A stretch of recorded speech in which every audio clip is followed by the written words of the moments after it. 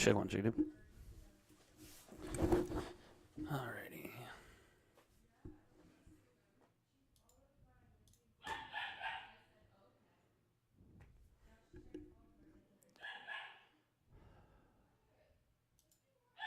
Hello, Degens. Welcome to Brofect Sports Talk on this beautiful September 14th, 2022. Happy hump day to everybody out there. I, of course, am the Brofect one, AJ. Thank you so much for listening and watching. Please like, share, and subscribe to the channel. Help us continue to grow. You have no idea how much it means to us. We're at 92 subscribers right now, hoping to get to 100 by Sunday Night Football. Hopefully an announcement coming out about that later today.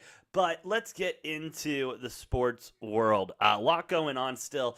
Off the heels of NFL Week 1, College Football Week 2, the NBA season getting started, NHL getting started. There is a lot going on.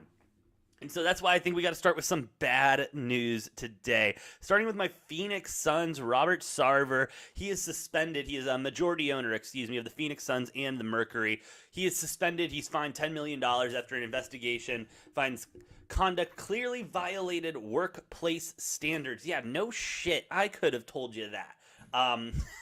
It's one of those things where if it looks like a duck, sounds like a duck, and walks like a duck, it is a fucking duck. And that's exactly what this was. The Suns have come out to put out another statement saying essentially that, hey, this is stuff that was well in the past. This is stuff that we have already addressed as an organization. For it to be brought up now is kind of bullshit. We understand why the NBA is doing it. However, it's stuff that apparently has already been handled. And believe what you want to believe and everything like that. But yeah, and for those of you who don't know, Sarver, who is, as I said, majority owner of the Phoenix Suns and Phoenix Mercury, he was alleged for creating a hostile work environment, including but not limited to use of the N-word and misogynistic / sexual comments towards female staffers. Just can't have it in today's day and age, bro. Seriously, it's 2022. Let's get with the times.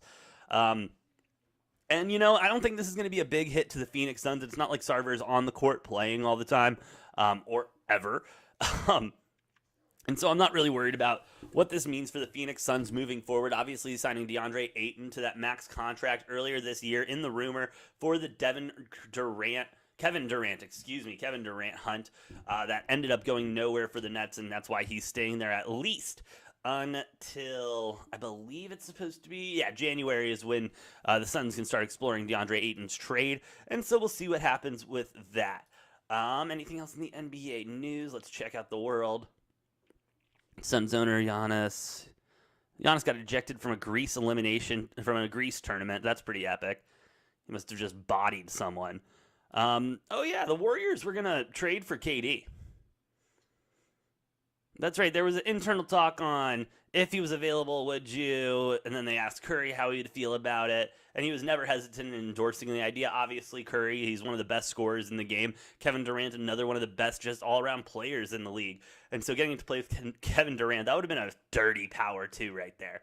Dirty. I mean, the Warriors know they would have had to give away essentially the entire rest of the team. But hey, if you're going to get a once-in-a-lifetime player like Kevin Durant, shout out, you might as well. Let me know in the comments. Do you guys think Kevin Durant's going to move? I really think Kevin Durant's going to move by January. But that's enough NBA talk for right now. It really kills our ratings if you can't tell. Let's talk about some Live Golf, and then we'll get into the NFL and college football action. Live Golf just announced their season-ending tournament. That's going to be a team championship match play, head-to-head knockout, with the largest purse single purse in golf history, with $50 million up for grabs, $16 million to be split amongst first place, and then I believe it goes down to $8 million, $4 million, $6 million. No, yeah, $8 million to fourth, $8 million to third, $4 million to fourth, and teams finishing 8th through 5th are going to get $2 million, and teams 9 through 12 are going to get $1 million each. So really not bad payouts all around. Even if you lose, you're still getting a better payout than most of the PGA tournaments nowadays. Of course, the PGA is coming out to expand that and make it, not as shitty of a payout, at least getting $5K for missing a cut. So we'll see what happens there. I'm really excited for it. It's going to be at the end of August, about the 27th through the 30th. So right in time for Halloween. Can't complain about that. Everyone's hating on Liv. They still are. I'm really excited for this Champions Tournament. It's going to be awesome. It's going to be awesome. The best players in the world getting around. They're going to just go at it team style for 4 days straight. Elimination. Every single stroke counts. I'm a huge fan of this, and I'm really starting to like what they've done with the team format in golf.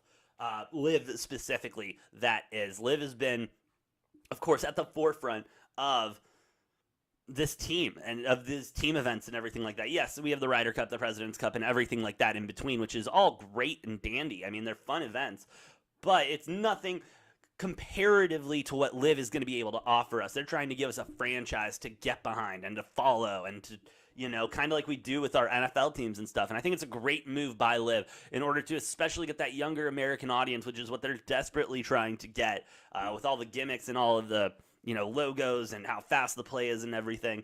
And they know they only have a short time to get that market. And why do they have a short time to get that market? Because in 2024, Tiger and Rory are rolling around with their Monday Night Golf. And granted, that's only going to be for about 3 months, January through March, and it's not going to be nearly as long as Liv, not going to be nearly as competitive as Liv. You want to talk about a competitive problem, that's going to have a competitive problem, but we'll get to that when that ball eventually rolls around. I'm excited for the Liv tournament. Chicago's this weekend. It's going to be great. I did just release my best bets for Liv Golf. Go ahead and check that out on the channel. And, of course, remember to like, share, and subscribe. Now, let's move on to the NFL. That's obviously the bread and butter of everything, the NFL. All right, Detroit Lions. They have been underdogs betting world for 24 straight games. 24 straight games they've been the underdog. Now, they're going to Washington to face Carson Wentz and the Commanders, and for the first time in 24 NFL games, the Detroit Lions are favored in a football game. Holy shit. According to Caesars Sportsbook, the Lions are 2.5-point favorites going up against the Commanders. The Lions had the longest streak of being an underdog in the Super Bowl era. And yeah, I mean, shout out to Detroit. Congratulations. The last time they were a favorite was 2020 on November 22nd. They were a 1-point favorite against quarterback P.J. Walker and the Carolina Panthers, and the Lions lost. Shout out to Eric Woodyard for writing the article based on this. I've never seen anything like it before. The fact that you haven't been that good for 24 games, so bad, in fact, that it didn't matter who you were playing, you were going to be the underdog, blows my mind. And I do think they have found their match. The Commanders looked like trash last weekend, and not like Carson Wentz looked like Carson Wentz of the past. No ifs, ands, or buts in between. I really think, especially with the fire lit under the Lions' ass, Hard Knocks coming through, and just really being put out there and exposed. They're like, no, this is our year.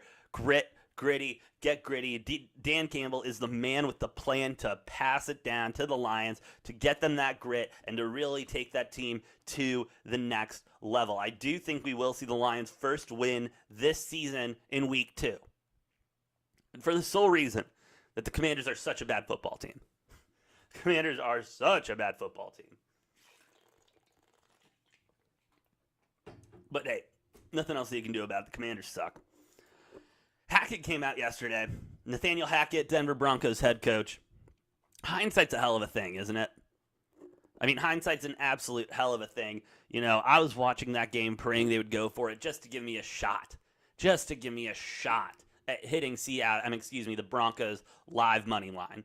Just a shot, bro. Give it to Russell. Let Russ cook. And he didn't let Russ cook. Instead, he went with McManus' kicker to hit a 64-yarder. Only Matt Prater and Justin Tucker have ever hit a 64-yard field goal or farther. I mean, it's not something you see every day. These kickers are getting to the point where these 50-yarders, these long 40-yarders are becoming, essentially you got to make them, which is all fine and dandy. But I mean, you go to the Steelers and Bengals game from last week that went into OT with all of the missed kicks. I wouldn't have gone into this game trusting my kicker. And it has nothing to do with my kicker. It just has to do with the way the day is going. The way the NFL day was going. It was not a day for field goal kickers and place kickers. It was not a day for punters. It was not a day for kickoff, unless your name's Reed and you play for the Chiefs, because you're an absolute stud of a safety if you can murder a ball with your foot that much. Um, but, Hackett came out and he said, quote unquote, looking back at it, definitely should have gone for it. One of those things you'll look back at and say, oh, of course, should have gone for it. We missed the field goal, of course. And it's a rough situation. It's a rough situation. You're on the 46. You just took a sack. Your offense all night really hasn't been moving the ball in, as he said yesterday, in large chunks. And I gotta agree with him on that. As a sports fan and as a gambler, I obviously didn't want them to go for the field goal. But looking at it now kind of through Nathaniel Hackett's head, I totally get why he went for the kick. I totally get it, because that honestly was probably his team's best shot at winning the game. Taking time off the clock, kicking the field goal, not enough left on the clock for Geno Smith to get downfield. And it's just heartbreaking, because you spend all that money on a quarterback, extending Russell Wilson for another 5 years, $200 million on top of it. I mean, let them. I mean, you're paying him for a reason. It's those clutch fourth down moments where you need an epic bomb downfield. Now, granted, the Seahawks have been killing them all night with zone 2 coverage, barely being able to find the holes to move the ball downfield. But Russell Wilson still had 300 yards throwing, 300 passing yards. It was a quiet 300 with no points to really go with it, but he still threw for 300 yards. I'm pretty sure, in those situations, I do like to think that I would go with my gut. I would go with the most risky play and let my quarterback, be who I want in that position, who I paid to be in that position, make a play. Make a play.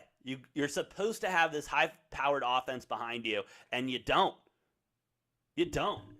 Denver Broncos for the last 3 years have been saying, we just need a quarterback. You got one. You got one. 4 plays like this. And yet you're going to go with your kicker.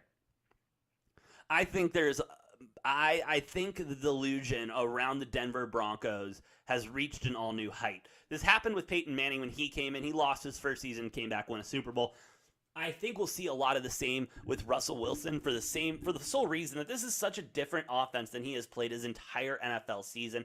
New guys, a training camp can't develop that type of chemistry, even though you wish it could. Russell Wilson didn't see any real playing time in the offseason during preseason, so live action against the ones, I mean, yeah, you're going to see a lot of sloppy play in week 1. I'm not saying that they're not going to get better by the end of the season. I'm saying especially if they're in tough positions like that and the offense can't produce throughout the game, and so it's a do or die kick, I mean, they're going to lose a lot of games. They're going to lose a lot of games if they do that. And Brandon McManus, unfortunately, even though he's a great kicker, is going to be out of a job, because he just can't miss so much as a kicker. And all we're going to see, I think, this year, especially if they keep going for these crazy field goals, is going to be McManus miss, McManus miss, McManus miss. And that's not fair to him. Not fair to Broncos Nation, who's riding with you. Russ, you got to step it up.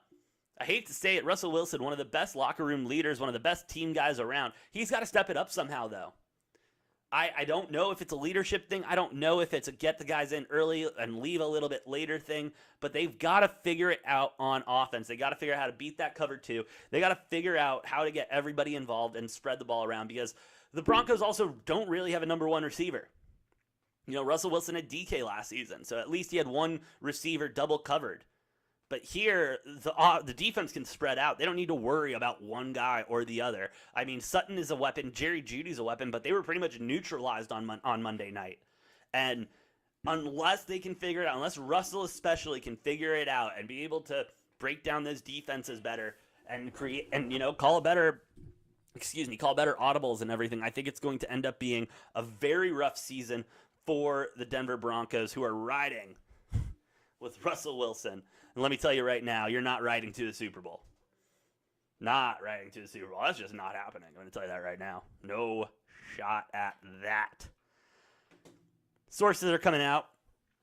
Jets, after a piss-poor performance last week, Joe Flacco is still going to be the starter going into... they're going into the Browns. Jets are going into the Browns after the Browns release their new midfield logo. We'll get into that in a bit. Yeah, I mean, Flacco has to start. Who else are you going to go with? Who else are you going to go with? Flacco's 37. He didn't look the best by any means necessary on Sunday. And that's because he's the backup. Joe Flacco, elite Joe Flacco, his time has come and gone, unfortunately, in the NFL. He is the man to be in there, I think, and really show Zach Wilson, the ropes and how everything should work. You still got Mike White there. Mike White ain't gonna do shit. Mike White had his one good game. He ain't gonna do shit besides that. I'm just saying that right now. Joe Flacco is going to be the Jets' best chance to get in there and get a W against this Cleveland Browns team, who does just look absolutely great. Like, the Browns look so good. They look so good. Even with Jacoby Brissett under center, they just look so calm, collected, and dangerous. Offensively, defensively, they look unbelievable. So keep an eye on the Browns, especially with that Week 13 return, or Week 12 return, of Deshaun Watson. That team's going to be taken to a whole new level. It will. It's going to be great. Great for the Browns, terrible for everyone else. But the Cleveland Browns, they did just release their new midfield logo. And it's fucking something else. It's definitely what the Browns would do. They changed their midfield logo. It used to be, obviously the just Browns helmet. Classic, iconic, simple, old school football. But now, they're calling in the backups. They're bringing in Brownie the Elf. If you haven't seen it yet, please go look at it online. It is everywhere. It's unbelievable. It's literally looks like a North Pole reject elf is, doing the Heisman pose midfield. And I mean, they got a walk around mascot, whole costume and everything. I get wanting to rebrand. I get wanting to sell merchandise. Why didn't you get a dog? Why didn't you guys pick a dog? You got the dog pan. The Browns, they're dogs. You got all the fans wearing dog masks and everything like that. And yet you went with an elf. This is just typical Cleveland Browns football. Everything is going a little too well for them. They had a great win Week 1, even with Jacoby Brissett. And they're like, hey, let's turn it up a notch and release our elf logo. Elf logo. Cleveland Browns, a blue-collared city, a town that works hard and has had a piss-poor football team for forever, where you took away the only quarterback that has taken them to a playoff in the last 20 years to go out and get the most controversial, polarizing quarterback in the NFL to date. You'll win a football game strongly, I might add, and you say, no, that's not enough. Let's go ahead and release Brownie the Elf on the NFL, brother. It's so fucking stupid. It's so stupid. Like, it looks like if Mickey Mouse bought a team. And he's like, oh boy, I want an elf as the mascot. Like, goddamn. That's rough. I'm looking at it still. It's just rough. I can't. He's, first of all, football ball security, if that's something we want to talk about. He's got no ball security. Got no ball security on the line. Weak, stiff arm to say the least. But yeah, the Cleveland Browns are going to be playing with Brownie the Elf on the field all season. We'll see if that lasts. I don't see that lasting with the Cleveland Browns and that fan base and everything like that. I really don't. I wish it could, but there's just no shot. They need to figure something else out. They really do. And, of course, we got Thursday Night Football coming up this week. Chargers, Rams, really kicking up that Thursday night schedule with the move over to Amazon. Going to be handy capping that game later today. So look for best bets, locks, and predictions for Cleveland Brown. Can't get Brownie the Elf out of my head. For the Chargers going up against the Chiefs, I'll also have the can't lose same game parlay. You don't want to miss out on that. And, of course, thank you so much for listening and watching. Please like, share, and subscribe to the channel. Help us continue to grow. And, hey, follow us on social medias. Go ahead, check that link tree out in the description below. Give us a follow, and don't miss any degenerate takes. With that being said, I've been the Brofect one. This has been Brofect Sports Talk, and we'll see you next time on Brofect Sports Talk.